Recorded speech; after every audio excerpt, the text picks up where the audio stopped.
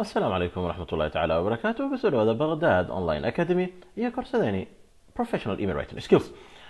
Mawlidkii koowaad iyo labaad waxaan kusoo hadalnay anshaxa guud iyo asaasiyaadka muhiimka ah ee loo baahan yahay qofka inuu yaqaano markii laga hadlayo email writing.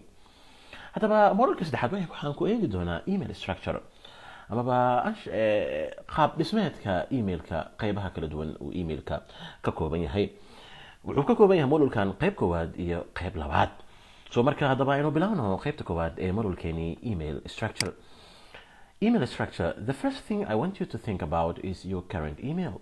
What does it look like? Is it business appropriate? In other words, is this an email you can use when applying for a new job or making an important business contact? Intaan bilaabin horta ka hadlida qaab dhismeedka emailada abal aan isweydiino emailka adiga haddaad isticmaasho as a person amaba ardayga ka faa'iidaysanaya koorsadan oo ma email appropriate ma yahay, email munaasib ah ma yahay, email goob shaqo loo isticmaali kara ma yahay, email aad shaqo job application aad ku gudbin karto ma yahay mise ma aha. So here is your first do. So marka intaan wax kale aan bilaabin bal aan ka shaqeyno inaan horta emailadeena aan ka dhigno kuwa professional ah. Make sure you have an email address that is professional looking. For example, qofka haddii magaciisu yahay Maxamed Jaamac, waxaa loo baahan yahay emailka uu sameysanayo in uu ka kooban yahay ereyada qaar ka mid ah amaba labada erey ugu horeyso, labada magac ugu horeyso, yani magacyada uu qofka iska leeyahay in uu qayb ka mid ah uu ka kooban yahay emailkaas si marka loo ogaado emailka qofka iska leh. Yani مثلا Maxamed Jaamac oo kaleeto, Maxamed Jaamac waxaan dhihi karnaa m.jaamac@gmail.com. لكن عداوة ده أنا كورن محل جا فهمها عداوة أسكله، يعني عداوة دو أنا جدو إيميل يصدر عداوة سياوي مع محمد مع علي مع عبد الرحمن ما فهم كرو.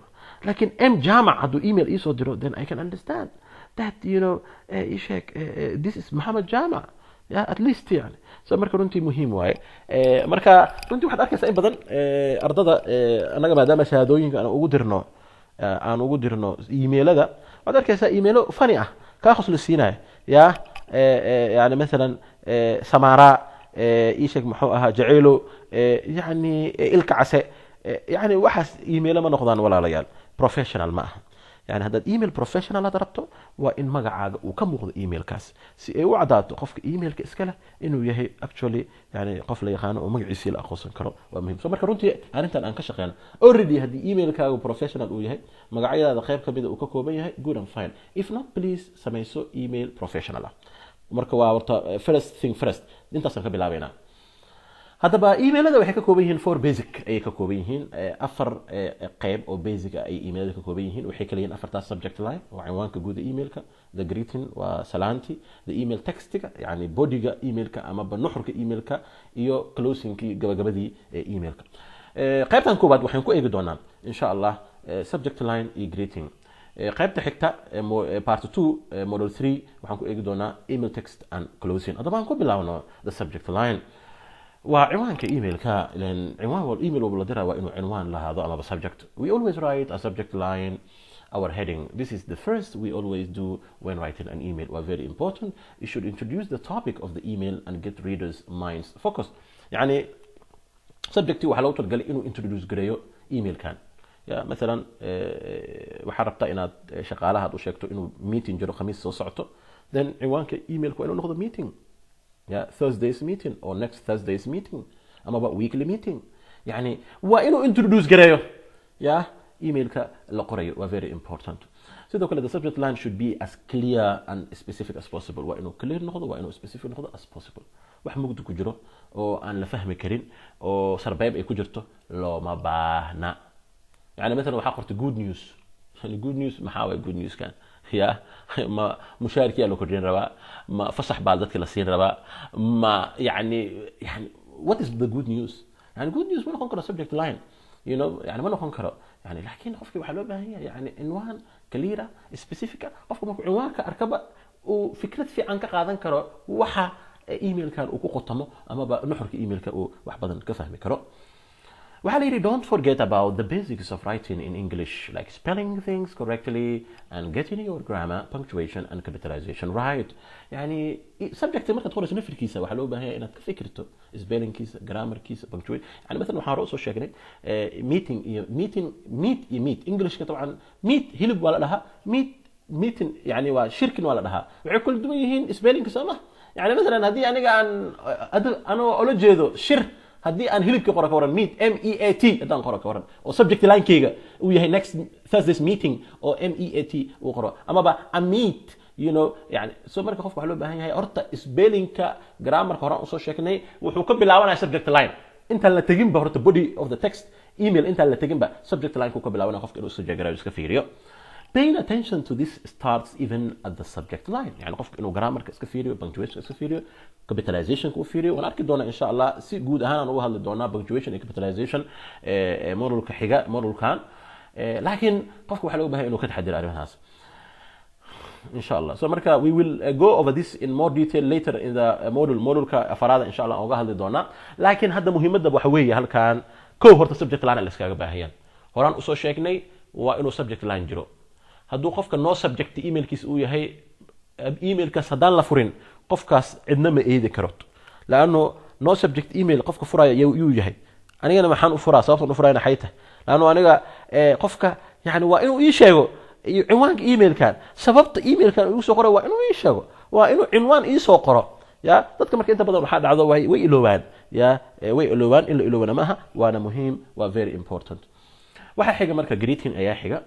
okay subject waa soo qortay, يعني waxaa lagu bilaabaya greeting, salaantiya lagu bilaabaya. next comes the greeting. Greeting should be formal and not too familiar. If you are setting about at a few details of your reader, this makes things easier. yeah يعني greeting waa muhiim, waa inuu formal noqdo. okay sideen qofka u salaamaya, waxaa muhiim ah inaad taqaano qofka emailka u dirayso. haddaad taqaano intaad aad bay ku fududahay qaabkaad greeting u sameynayso inaad go'aan ka gaarto. if you are not absolutely certain marka hadaadan hubin qofka aad u dirayso emailkan, qofka emailkan receive gareynaya, مثلا waxaad rabtaa shaqo inaad codsato, xafiiska HR aad u rabtaa inaad u dirto. xafiiska HR ma gabara fadhiso, ma wiila fadhiyo, yani you don't know, yani qofkaas magaciisa ma taqaano. yani مثلا waxa ogtahay inay gabar tahay laakiin magaceeda ma taqaano. yani waxaas oo dhan marka duruufahaas oo dhan waxay xadidayaan qaabka greetingka xadidayaan. يعني marka waxaa la yidhi if you are not absolutely certain, use titles that are gender non-specific. This means greeting them without referring to their gender. ya يعني haddii aadan hubin qofka emailka receive gareynaya inuu yahay wiil ama gabar, ya lab ama dhadig wuxuu yahay haddaadan ogeyn, then waxaa la yidhi isticmaal title oo gender non-specific ah oo aan genderka la xiriirin. ya hadda مثلا Soomaali ahaan anaga waxaan qornaa mudane slash marwo ayaa la qoraa samaha. yani ishag muxuu ahaa yani laakiin ishag muxuu ahaa haddii adiga aad email dirayso isla markaana aadan garanaynin ishag muxuu ahaa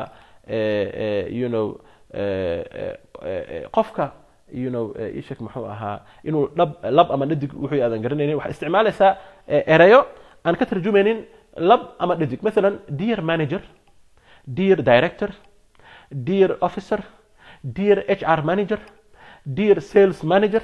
sama yani marka eraydaas sales manager, officer, director waa erayo gender non specific. yani waxaa loo isticmaali karaa for male and for female labadaba waa okay. so marka arrintaas waa muhiim. sidoo kale waxaa la yidhi look for a person's position at the company, university or office if possible and mention that in the greeting. yani waxaa wanaagsan qofka haddii aad ishag muxuu ahaa aad heli karto yani positionka organization ka joogo, then inaad tilmaamto yani aad bay micno ugu fadhisaa, laanna qofka in positionkiisa lagu ictiraafo yaa micnay ugu fadhisaa. for example dear professor Umar, dear director Jama. some people use to whom it may concern waa la isticmaali karaa. ya to whom it may concern sometimes waa la isticmaali karaa. so marka qofka positionkiisa ogow, positionkiisa ugu yar oo dear hebel, Professor Omar, dear director Jama. director iyo professor waa position qofka organizationka uu ka joogo muhiim waaye. haddii ay suurtagal tahay inaad la socotood ogaato inaad sheegto. waxaa la yidhi some people use to whom it may concern ala isticmaalaa. to whom it may concern ayaa sometimes la qoraa. goormee la qoraa marka? I've used these on letters of recommendation for students. يعني مثلا aniga ka daa'ud ahaan yani jaamacadda markaan joogo arday baa ii timaado waxa lahada professor Dauro waxaan rabnaa inaan Turkiga scholarshipka aan gudbisano so marka waxaan rabaa inaan letter of recommendation aad ii qorto yani I write to whom it may concern laano aniga I don't know who is going to read yani so marka qof walba ay qusayso ayaa emailkaas uu ku socdaa macnaha to whom it may concern macnaha waxa weeye emailkan wuxuu ku socdaa qof walba ay qusayso sidoo kale waxa loo isticmaali karaa you can also use it if you are addressing a company like FedEx, a bank or an airline haddii aad company guud ahaan aad address garanayso ilaan adiga specific xafiis ay arintan ay qusayso ma garanaysid so marka guud ahaan company-gaad u diraysaa to whom it may concern hadhowta marka emailkaas waxaa loo forward garanaya qofka ay qusayso. If gender is the only information you have marka about the reader, then dear sir or madam will work. يعني haddii genderka aad ogtahay qofkan inuu yahay lab ama dhidig aad ogtahay gabar ama wiil oo kaliya inaad ogtahay magac ma haysid title ma haysid then waxaad dhihi kartaa dear sir haddii uu yahay qof raga ama dear madam haddii tahay qof dumara. If you are addressing a group marka you could use greetings like these: dear co-workers, dear colleagues, or dear hiring committee. haddii aad group address garanayso oo email kan loogu talagalay group of people ya 3 email 4 email 3 qafood 2 qafood 3 qafood 5 qafood ayaa loogu talagalay then marka yani salaan jamaaci ah isticmaali kartaa salaan wadareed dear co-workers يعني co-workers waa dadka kula shaqeeya adiga ama colleagueska ama dear hiring committee yani مثلا committee waxa jira hiring ka ama shaqaaleysiinaya dadka yani aad rabtaa inaad address gareyso as a candidate for the position then you can say dear hiring committee, dear team, dear so marka waxa loo talgalay groupyada greetingska loogu talgalay. hadaba halkaas waxa inoo midlaaday qaybtii ku saabsaneed sida loo qoro subject line-ka iyo greeting-ka. qaybta xigta waxaan ku eegi doonaa text of the email iyo closing-ka sida loo qoro. inta ku kulmeen xalqadaas waxaan idinka tagayaa fi amaan illah. wassalaamu calaykum waraxmatullaahi tacaala wabarakaatu.